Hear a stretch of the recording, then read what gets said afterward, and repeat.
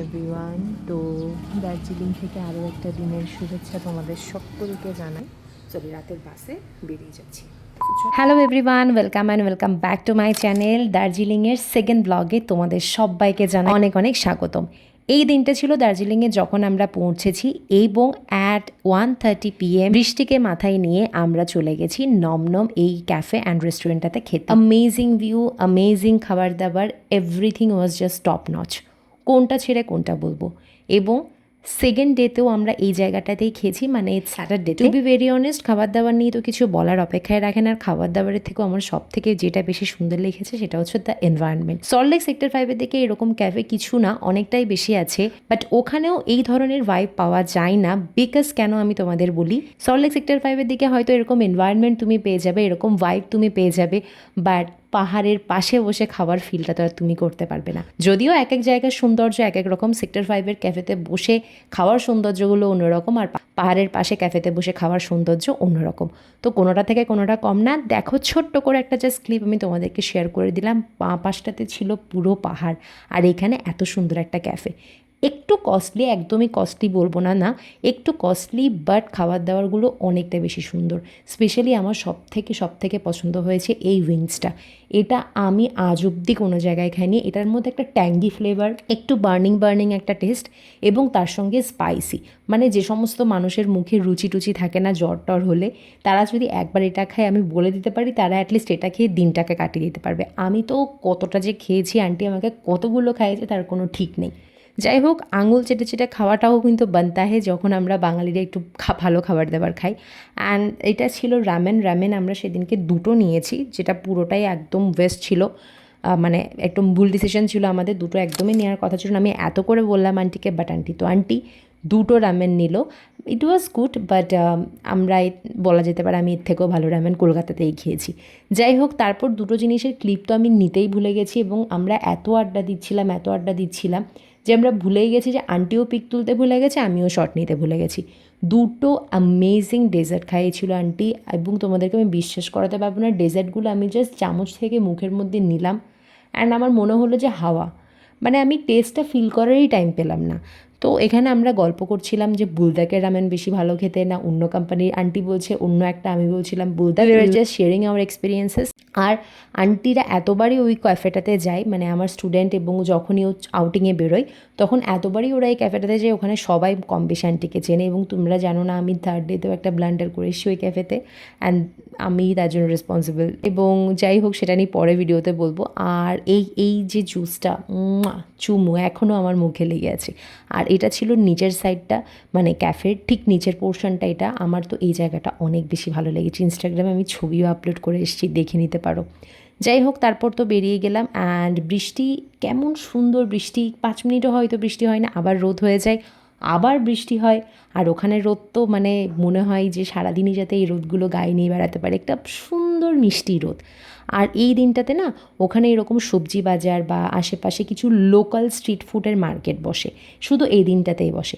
তারপর এত খাওয়া দাওয়া করেছি, আমাদেরকে রুমে আসতেই হলো। প্রথমে আমাদের প্ল্যান ছিল আমরা একবারে খেয়ে ঘুরবো, আর তারপর ভাবলাম যে না, একটুখানি খেয়ে আসি, কারণ অনেকটা বেশি খিদে পেয়ে গেছিলো। যেহেতু অনেকটা জার্নি, প্রায় 18-19 ঘন্টার জার্নি, তাই খেয়ে একটুখানি ঘুম দিলাম। আর ওদিনকে আমার স্টুডেন্টকে আমরা নিয়ে আসতে পারতাম, বা আন্টি বললো না, তোকে আগে আমি আর তুই একটুখানি সোলো ঘুরবো একা একা, তারপর পরের দিন মাহিকে আনতে যাবো, মানে আমার স্টুডেন্টের কথা। যাই হোক, বিকেলবেলা উঠে অনেকটা বেশি ফ্রেশ লাগছিল, আর আমি জাস্ট এনজয় করছিলাম ওয়েদারটাকে। এত সুন্দর। আমি শিলং গিয়েও এরকম করতাম, আমি সবার আগে ঘুম থেকে উঠে যেতাম, আমি এনজয় করতাম, এদিক ওদিক হাঁটতাম। দার্জিলিংয়ে গিয়েও কিন্তু আমি তাই করছিলাম। আমি একটু পরে উঠলেও আমার হতো, বাট আমি আগে উঠে যাই। আর আমি বলছিলাম যে এবার আমরা যাব, মানে আমি এক্সপ্রেস করছিলাম যে এবার আমরা যাব আর রেডি হব। তো এটা হচ্ছে, এই ড্রেসটা পরে নিয়েছিলাম। এই ড্রেসটা আমাকে আমার মামনি গিফট করেছে, another special person of my life, and it was also an amazing dress. আমি জানি না ক্যামেরাতে কেন এই ড্রেসটা এরকম ব্ল্যাকিশ বোঝা যায় বা একটু ডার্কিশ লাগে, বাট ড্রেসটা পরলে কিন্তু অনেকটা বেশি ব্রাইট লাগে। আর আমি এই ড্রেসটা স্পেশালি পরেছিলাম গ্লিনারিসের সামনে ছবি তুলব বলে। আর আমার ছবি, আমার ইনস্টাগ্রামেও একটা ছবি পাবে না, ফেসবুকেও পাবে না, এত ভিড়। আমি লাস্টলি আর তুললামই না। গ্লেনারিসেও খেয়েছি, কেভেন্টার্সেও খেয়েছি, বাট আমরা ছবি আর তুলিনি। And just look at the weather. আমি এবং আন্টি, আর এত সুন্দর ওয়েদার। তোমরা জাস্ট বলো, দুটো মেয়ে কলকাতা থেকে অত দূরে, কতটা সুন্দর না, কতটা কতটা মানে অ্যাডভেঞ্চারাস না। আর আমরা ঢুকলাম একটা ব্যাগের দোকানে। আমি তোমাদের একটা কথা বলে দিই, দার্জিলিংয়ে যারা গেছো তো গেছো, যারা যাওনি তাদেরকে আমি একটা কথা বলবো, একটু পকেট মানি হেভি করে যেতে হবে, বিকজ ওখানে জিনিসপত্রের একটু দাম বেশি, একটু না অনেকটাই দাম বেশি। আর ব্যাগের কালেকশান জাস্ট চুমু। যারা আমার মতো ব্যাগ, জুতো, ঘড়ি লাভার আছো তারা জাস্ট পাগল হয়ে যাবে। যাই হোক, কোনো রকমে হোপের সামনে একটা ক্লিপ তুললাম। আর আমি সেরম কিছু শপিং করিনি, ঘরের জন্য করেছি। যেটা বললাম, আমি তো সেভাবে প্রস্তুত হয়ে যাইনি, বাট তার মধ্যেও একটা জিনিস নিজের জন্য কিনেছি, যেটা তোমাদের সাথে শেয়ার করব। আর যাই হোক, এখন আমরা ফিরছি। তো ফেরার পথে আন্টি আমাকে বলছো কোথায় খাবি, এটাই খাবি, এটাই খাবি। আমি বললাম আন্টি জাস্ট প্লেন সাদা ভাত খাবো, ওটা যদি কোথাও পাওয়া যায়, কারণ আমরা একটু চাইছিলাম হালকা খেতে, সেটাও খাইনি, সেটাও আমরা দুজনে কমপ্লিট করতে পারিনি। তো আজকে হচ্ছে সেকেন্ড ডে, অ্যান্ড আজকে আমরা আমার স্টুডেন্টের স্কুলে, যেটার জন্য মেনলি আসা। তো এখন বাজে 6:30 মতো। আমরা তাড়াতাড়ি করে রেডি হয়ে নিয়েছি, অ্যান্ড ইটস মাই আউটফিট। অবশ্যই এর উপরে একটা শার্ট পরবো।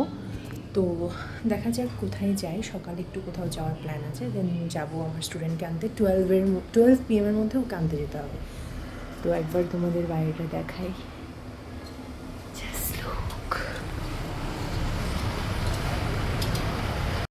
এখন তাড়াতাড়ি করে আগে রেডি হওয়া যাক, অ্যান্ড চলো দেখা যাক কেমন কী সাজতে পারি।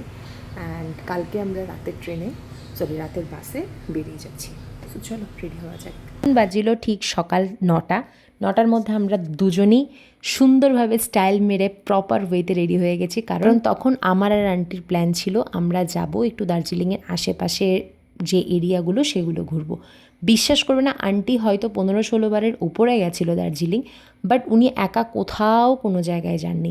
আসলে কি বলো তো, একা একা ঘুরতে তো আর ভালো লাগে না, মানে উনি কোনো সাইট সিনই করেননি। আমি তো শুনে অবাক, জাস্ট কালিম্পং এবং মিরিক, এইটুকুই। তাও কালিম্পং কিন্তু দার্জিলিং থেকে অনেকটাই ডিস্টেন্সে আছে, তাই আমাকে যেহেতু সাথে পেয়েছে, তো আমার সঙ্গে এই কিছু সাইট সিন করেছে, অ্যান্ড দ্যাট ওয়াজ অ্যামেজিং। আমরা একটা গাড়ি বুক, আন্টি করেছিল, একটা গাড়ি বুক করে নিয়েছিলাম, আর সব জায়গায় গাড়ি করে গেছিলাম বলে একটু টায়ার্ডও লাগছিল চেহারার মধ্যে। আর এই জায়গাটার মধ্যে আমার সবথেকে যেটা বেশি ভালো লেগেছে সেটা হলো ওয়েদার। বিশ্বাস করবে না, পাহাড় মানে ঘন মেঘ কুয়াশা, আমরা সবাই জানি, বাট এই জায়গাটাতে এত সুন্দর ফটো ছিল because of the weather and the flowers, মানে কিছু বলার নেই। আর তারপর চলে গেছিলাম এখানে রক গার্ডেন বলে একটা জায়গাতে, তার আগে এই যে টয় ট্রেন।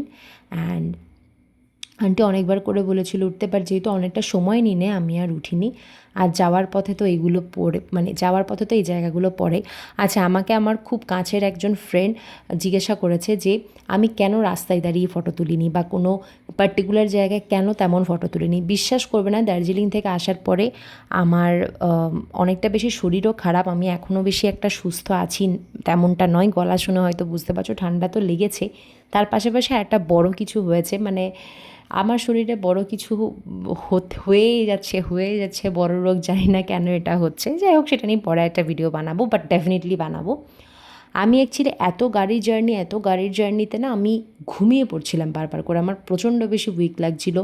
বেসিক্যালি আমার বাসে বা 4 হুইলারে এরকম প্রবলেম হয় না, বাট হঠাৎ করে এরকম জার্নি তো একটু প্রবলেম হয়ে গেছিলো, তাই আমি আর গাড়িতে কী যাচ্ছে না যাচ্ছে ওই জাস্ট ক্লিপটুকু তোলার সময় হয়তো আমি জেগেছিলাম, আদারওয়াইজ আমিও ঘুম, আন্টিও ঘুম, কারণ প্রচণ্ড টায়ার্ড ছিলাম।